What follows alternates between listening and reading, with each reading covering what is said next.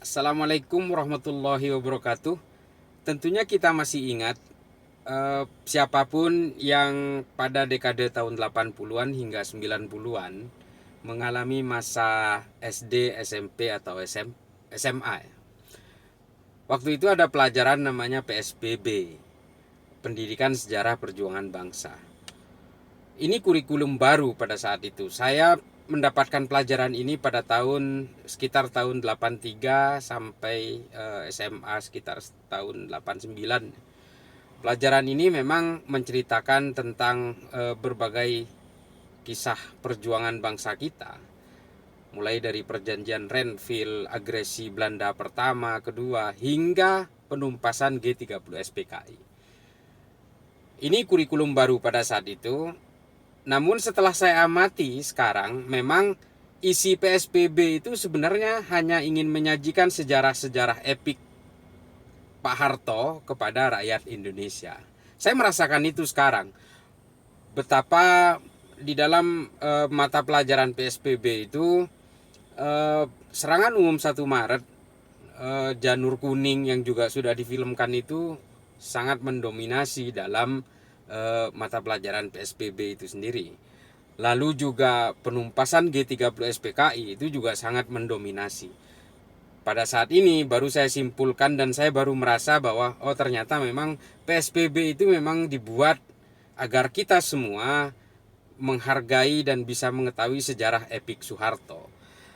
Namun apa yang kita dapatkan saat itu memang seperti halnya sejarah-sejarah yang lain, memang itu versi Orde Baru, tidak ada versi lainnya. Memang semua sejarah yang kita dapatkan dalam masa-masa sekolah ketika tahun 80-an hingga tahun 90-an itu adalah versi-versi Orde Baru. Apabila ada versi yang lain tentu saja akan dibungkam. Misalnya ada sejarah versi lain tentang G30 SPKI, buku-buku lain, literatur-literatur lain sebagai pembanding memang kemudian dipeti eskan, tidak boleh beredar dan betul-betul dirahasiakan, seperti kesaksian Subandrio tentang G30 SPKI dan juga termasuk pleidoy dalam mahkamah militer Kolonel Abdul Latif ketika dalam persidangan dia banyak bercerita tentang G30 SPKI. Belum pernah kita dengar pada saat itu. Tapi belakangan setelah Orde Baru tumbang, bermunculanlah berbagai literatur, berbagai versi yang akhirnya menjadi diskursus sejarah yang sangat menarik di negara kita. Kisah ini menjadi sangat menarik karena pada akhirnya kisah ini kemudian dikutip oleh Cornell Paper dan juga dikutip oleh beberapa literatur sejarah lainnya yang ternyata mempunyai efek domino hingga kepada pergantian kekuasaan dari Pak Karno kepada Pak Harto. Jadi kisah itu diawali ketika Pak Harto menjadi Panglima Tentara di Ponegoro di Jawa Tengah. Kisah ini sebenarnya tentang perselisihannya dengan Jenderal Ahmad Yani. Nah, ini sangat menarik karena keduanya adalah sepantaran, selisih 1 tahun. Pak Harto lebih sepuh 1 tahun. Ketika Pak Harto menjadi Panglima Tentara di Jawa Tengah, di Ponegoro, Pak Harto pernah terlibat penyelundupan beras dari Singapura. Penyelundupan beras ini kemudian menjadi masalah, sehingga akhirnya akibat kasus ini Pak Harto ditarik ke Jakarta. Kisah penyelundupan beras ini sebenarnya sudah diklarifikasi oleh Pak Harto di dalam bukunya Pikiran, Tindakan, dan Ucapan Saya yang terbit tahun 89, bahwa penyelundupan beras ini adalah memang inisiatif beliau almarhum Soeharto, karena pada waktu itu sangat paceklik di Jawa Tengah gitu. Jadi musim panen ternyata memang karena kemarau panjang atau apa gitu ya kurang lebih, sehingga mengalami gagal panen, sehingga Soeharto punya inisiatif, saya harus menyelundupkan beras dari Singapura. Di dalam bukunya Pak Harto bercerita bahwa beras itu ditukar dengan gula, dengan catatan berasnya sudah sampai lebih dulu. Masalahnya memang kemudian menjadi tanggung renteng. Sejarah ini menjadi menarik karena yang Pak Harto dalam penyelundupan itu melibatkan 2 orang yang sudah almarhum, Allahyarhamnya. Salah satunya adalah Pak Bob Hasan, anak angkat dari Jenderal Gatot Subroto. Yang satu lagi adalah Lim Sio Leong. Yang menjadi menarik adalah penyelidik dari Angkatan Darat sendiri itu semuanya adalah perwira-perwira yang tentunya kita kenal pada akhirnya sebagai korban keganasan G30S PKI. Ini yang menjadi menarik dan kemudian diulas secara panjang di dalam Cornell Paper. Cornell Paper itu sendiri adalah sejarah tentang G30S yang mengatakan bahwa pada dasarnya G30S ini adalah perpecahan di dalam tubuh Angkatan Darat yang sebenarnya tidak melibatkan PKI seperti yang selama ini digambarkan. Menariknya adalah tim penyidik dari Angkatan Darat itu adalah para pahlawan revolusi itu yang kemudian nantinya pada tahun 65 itu dibunuh semua. Ini sangat menarik, termasuk Jenderal Ahmad Yani. Para pemeriksa itu adalah Lejen S. Parman, ada Maijen Suprapto, lalu ada MT Haryono, ada Jenderal Sutoyo. Ini adalah orang-orang yang nantinya beberapa tahun kemudian setelah kasus ini itu akan terbunuh semuanya di dalam PKI itu sendiri. Ada juga namanya Donald Ikarus Panjaitan yang nantinya juga akan berselisih paham dengan Pak Harto dalam kasus ini. Itu juga menjadi korban pada tahun 65. Ini sangat menarik. Kenapa kok kebetulan para orang-orang ini yang terbunuh di dalam gerakan 30 September itu. Pak Harto sejak kasus ini memang karirnya tidak melejit.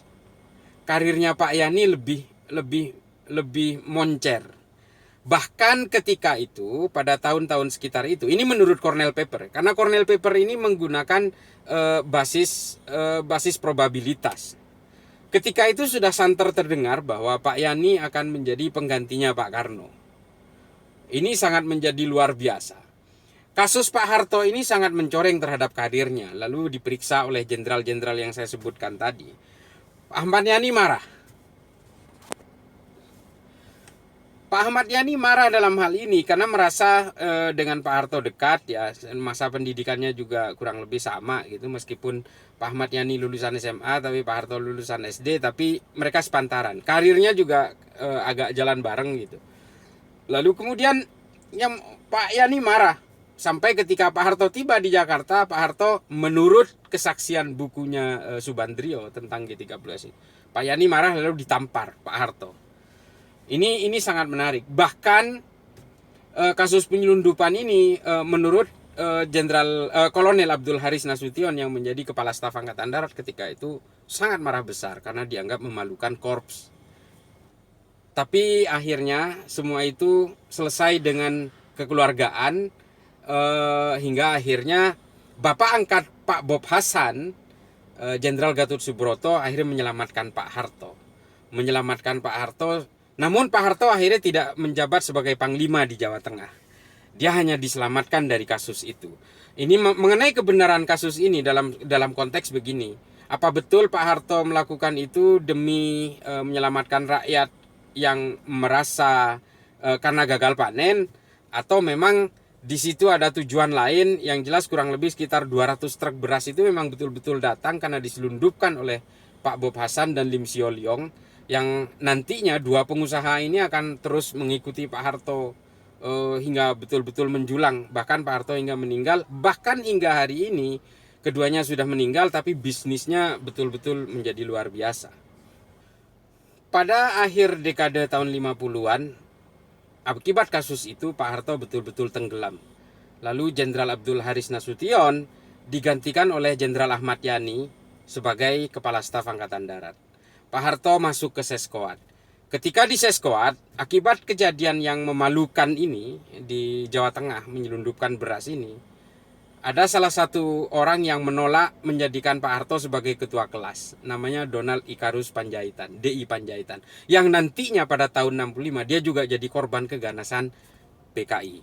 Nah, kita kemudian menghadapi G30S PKI tahun 65. Ini memang pada akhirnya kita sudah terbiasa mendapatkan versi sejarah itu dari Orde Baru. Selama 32 tahun masa rezim Orde Baru itu berkuasa, sejarah itu memang hanya satu versi. Versi yang lain selalu disumpal gitu. Dalam pledoi Kolonel Abdul Latif dalam persidangannya, banyak hal yang terungkap sebenarnya, tapi memang tidak pernah tidak pernah disuarakan dalam masa Orde Baru. Cornell Paper sudah menulis itu dalam beberapa tambahan-tambahan pada tahun berikutnya. Karena Cornell Paper ini diterbitkan 3 tahun setelah peristiwa 65. Lalu persidangan Kolonel Abdul Latif itu dilakukan pada tahun 70 akhir. Lalu kemudian oleh Benedict Anderson, keterangan-keterangan tambahan dari hasil persidangan pledoi dari Kolonel Abdul Latif lalu ditambahkan kemudian. Jadi Cornell Paper ini sebenarnya tidak satu versi, dalam pengertian bukan dalam ada beberapa tambahan-tambahan yang disusulkan kemudian karena memang peristiwa sejarah selalu mengalami revisi-revisi karena pelaku sejarahnya masih hidup ketika itu. Kolonel Abdul Latif bercerita di dalam pledoinya bahwa dia sudah menyampaikan ke Pak Harto bahwa akan ada penculikan para jenderal itu. Ini keterangannya Kolonel Abdul Latif. Yang ini pun juga dibantah oleh Pak Harto. Di Cornell Paper ini semuanya dirangkaikan menjadi satu yang memang kemudian menyisakan salah satu konklusi di dalam Cornell Paper sendiri bahwa G30 SPKI sepenuhnya bukan hasil kerja PKI.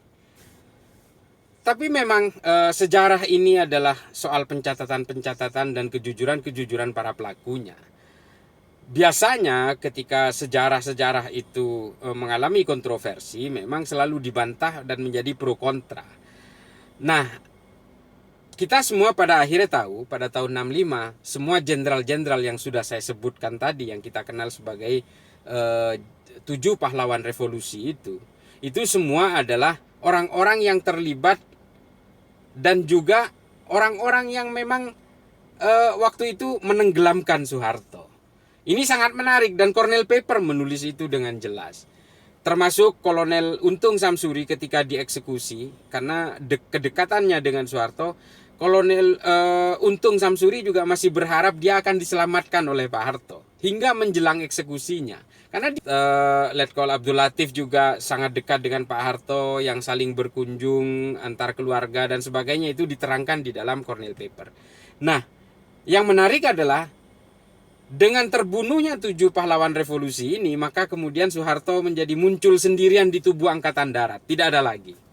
Pak Harto bisa mengambil alih kekuasaan dengan berbagai lika-liku konstitusi itu tadi. Karena memang tidak ada pilihan lain selain Soeharto. Soeharto memang menjadi pucuk tertinggi pada tubuh militer ketika itu, terutama di Angkatan Darat. Memang tidak ada lagi. Semua jenderal-jenderal yang berada di atasnya dia, termasuk Jenderal Ahmad Yani, yang memang dari awal sudah digadang-gadang akan menggantikan Pak Karno, sudah terbunuh pada G30 SPKI. Ini masalah kebenaran sejarah ini, mana yang benar, apakah versinya Pak Harto dalam pikiran, tindakan, dan ucapan saya, atau dari keterangan Subandrio, atau Cornell Paper, atau pledoi dari Kolonel Letkol Abdul Latif sendiri. Ini kita semua tidak tahu, karena semua saksi sejarahnya sudah tidak ada, sudah wafat. Juga semua orang-orang yang terlibat di situ juga sudah wafat. Penulis Cornell Paper juga sudah wafat semuanya. Akhirnya ya kita hanya bisa berharap begini. Semoga sejarah-sejarah ini menjadi pembelajaran bagi kita semua. Saya mengungkap berbagai sejarah ini bukan ingin menceritakan kejelekan dari orang-orang yang sudah wafat. Kita hanya ingin mendapatkan kebenaran. Karena sepanjang saya sekolah mulai dari SD, SMP, SMA, sepanjang 35 tahun lebih, sejarah yang saya terima itu hanya satu versi saja. Dan belakangan setelah Pak Orde Baru tumbang, Pak Harto juga sudah tumbang, bermunculanlah berbagai literatur itu, termasuk Cornell Paper yang baru saja selesai saya baca semuanya. Kian yang bisa saya sampaikan itu, dan kita semua tahu pada akhirnya Soeharto berkuasa sendirian. Jenderal-jenderal yang dulunya menenggelamkan Soeharto karena penyelundupan beras itu juga terbunuh pada G30 SPKI. Orang-orang yang dulu ikut menenggelamkan Soeharto itu juga terbunuh semuanya pada tahun 65. Betul-betul Pak Harto ketika itu menjadi one man show. Salah satunya adalah masih ada beberapa perwira seperti Pak Umar Wirahadikusuma, juga Pak Yoga Sugama, segala macam.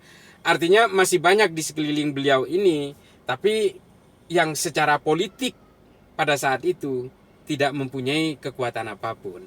termasuk juga terhadap jaringan dalam tubuh militer sendiri tidak mengakar. Secara struktur juga tidak begitu kuat pada saat itu. Hanya Pak Harto yang menjadi Panglima Kostrad yang punya jabatan strategis satu-satunya, sehingga akhirnya beliau bisa berkuasa hingga 32 tahun di negara kita. Demikian kurang lebihnya, dan juga kebenarannya semua hanya Allah yang mengetahuinya.